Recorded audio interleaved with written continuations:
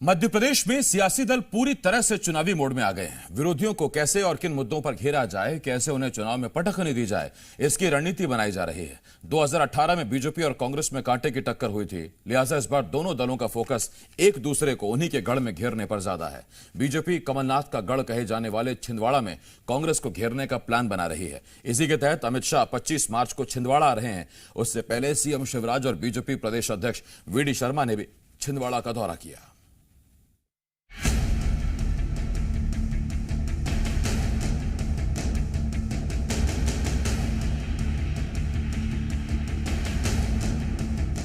छिंदवाड़ा कमलनाथ का गढ़ और कांग्रेस का मजबूत किला, लेकिन कांग्रेस के इसी किले पर इस बार टिकी है बीजेपी की नजर।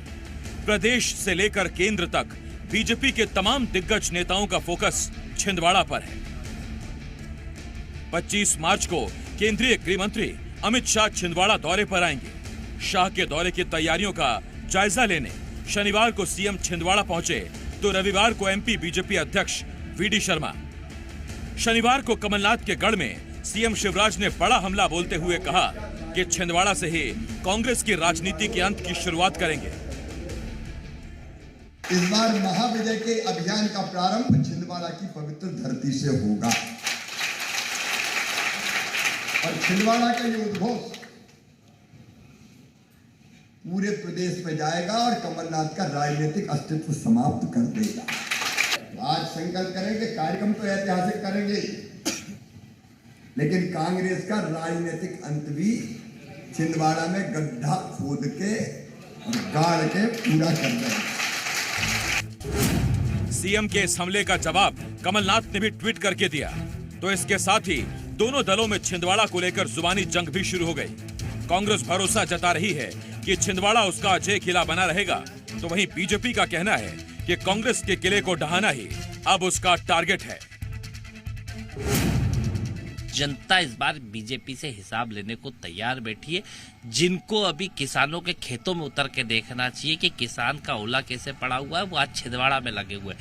जिनको बेरोजगार नौजवानों के बीच जाके देखना चाहिए कि रोजगार कैसे मिले, वो आज छिंदवाड़ा में लगे। ये कुछ कर ले, जनता इन्हें जवाब देगी।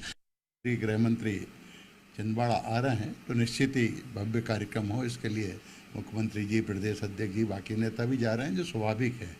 भारतीय जनता पार्टी में कोई भी कार्यक्रम जब होता है तो पूरी पार्टी लगती है और जब केंद्रीय कोई नेता आता है तो और गंभीरता से सारे काम करते हैं।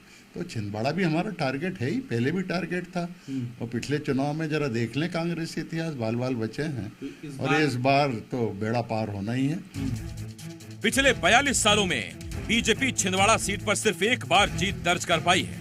2018 विधानसभा चुनाव में भी छिंदवाड़ा की सभी 7 सीटों पर कांग्रेस ने जीत हासिल की थी, लेकिन इस बार नतीजे बदलने के लिए बीजेपी अपना पूरा जोर लगा रही है। कमलनाथ को उन्हीं के गढ़ में घेरने का प्लान बना रही है। Bureau report, C media. आकाश मेरे सहयोगी इस वक्त इस बड़ी खबर पर हमारे साथ जुड़ रहे हैं। आकाश, 1980 से कमलनाथ काबिज, 1950-52 से वो कोशिशें लगातार चली आ रही हैं।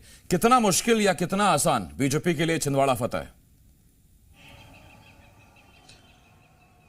देखिए, बीजेपी के लिए छिंदवाड़ा बड़ी चुनौती तो है ही है, क्योंकि बीते साल भी बीजेपी का टारगेट छिंदवाड़ा रहा। जब 2018 में विधानसभा के चुनाव हुए, इस बार भी भारतीय जनता पार्टी के नेता दावा करें छिंदवाड़ा टारगेट पर है।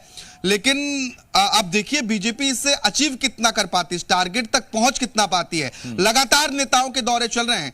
केंद्रीय गृह मंत्री अमित शाह यहां से बीजेपी के लिए ऑफिशियली जो चुनाव प्रचार की शुरुआत है वो करने जा रहे हैं और छिंदवाड़ा से ही इसीलिए किया जा रहा है क्योंकि छिंदवाड़ा लंबे वक्त से कमलनाथ और कांग्रेस के कब्जे में रहा है और भारतीय जनता पार्टी हमेशा से ये कोशिश करती रही कि छिंदवाड़ा के जो छिंदवाड़ा में वोट परसेंटेज है वो किसी तरीके से बीजेपी का बढ़ाया जाए।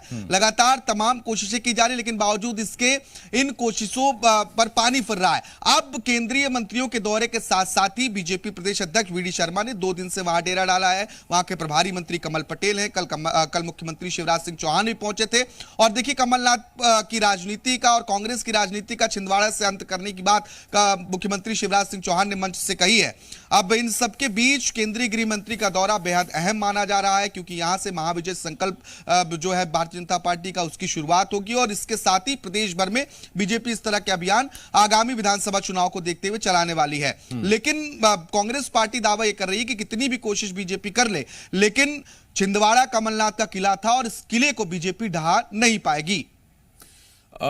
लाडली बहना योजना या फिर अभी हाल में किए गए सरकार के फैसले, उनका जिक्र सरकार कर रही है, जबकि कांग्रेस छिंदवाड़ा मॉडल को सामने रखती है। तो टक्कर अब इन्हीं चीजों में है, एक मौजूदा सरकार की योजनाएं और एक अब तक कमलनाथ के किए गए काम। बिल्कुल। और देखिए, जब कमलनाथ की सरकार थी उस वक्त भी, उसके बाद से भी बीजेपी लगातार ये आरोप लगाती रही कि अधिकतर जो विकास कार्य हैं वो कमलनाथ ने जाकर छिंदवाड़ा में कर दिए, बाकी प्रदेश का ध्यान नहीं दिया। और कांग्रेस पार्टी जिस तरीके से आपने जिक्र किया कि छिंदवाड़ा मॉडल का उदाहरण देती है, लेकिन बीजेपी इससे किसी तरीके का मॉडल मानने को तैयार नहीं है। छिंदवाड़ा में अलग अलग तरह के प्रयास बीजेपी कर रही, किस तरीके से कमलनाथ के गढ़ में सेंध लगाई जाए। इसलिए देखिए, अब भारतीय जनता पार्टी ने यह भी तय किया कि हनुमान लोक बनेगा, हिंदुत्व कार्ड भी खेलने की कोशिश की। और एक जो महाविजय संकल्प अभियान है, एक बड़ी शुरुआत छिंदवाड़ा की धरती से होने जा रही है और लगातार बीजेपी के जो नेता हैं वो छिंदवाड़ा में सक्रिय हो रहे हैं, बूथ स्तर पर भी सक्रिय हो रहे हैं, क्योंकि छिंदवाड़ा जिस तरीके से बीते सालों में बीजेपी के लिए चुनौती बना है, उस मुश्किल को कम करना बीजेपी के लिए जरूरी भी है। हालांकि भारतीय जनता पार्टी ये भी कहती रही कि पिछली बार के नतीजे जो रहे हैं वो बीजेपी के लिए अच्छे रहे हैं, बहुत कम मार्जिन से कांग्रेस पार्टी ने वहां जीत दर्ज करी है और इस बार तो पूरा बेड़ा पार हो जाएगा। किसका बेड़ा पार होता है ये कुछ महीने बाद स्पष्ट हो जाएगा आसिफ, लेकिन कोशिशें जारी हैं कि किस तरीके से लोगों को अपने पक्ष में किया जाए और किसका गढ़ जो है उसे कमजोर किया जाए। भारतीय जनता पार्टी फिलहाल जिन सीटों पर हारी है उन सीटों पर खास तौर पर फोकस कर रही है और छिंदवाड़ा भी उन्हीं क्षेत्रों में से है जो बीजेपी हार रही है, लंबे वक्त से हार रही है। तो ऐसे में इस जगह को मजबूत करना बीजेपी के लिए अहम है। बहुत धन्यवाद आपका आकाश, और आप बने रहे हमारे साथ। आकाश, मैं लौट रहा हूँ आपके पास। खबरों में बने रहने के लिए आप हमारे फेसबुक, ट्विटर और इंस्टाग्राम पेज को फॉलो कर सकते हैं। लेटेस्ट अपडेट के लिए आप हमारे यूट्यूब चैनल को सब्सक्राइब भी कर सकते हैं और हाँ, बेल आइकन पर क्लिक करना ना भूलें।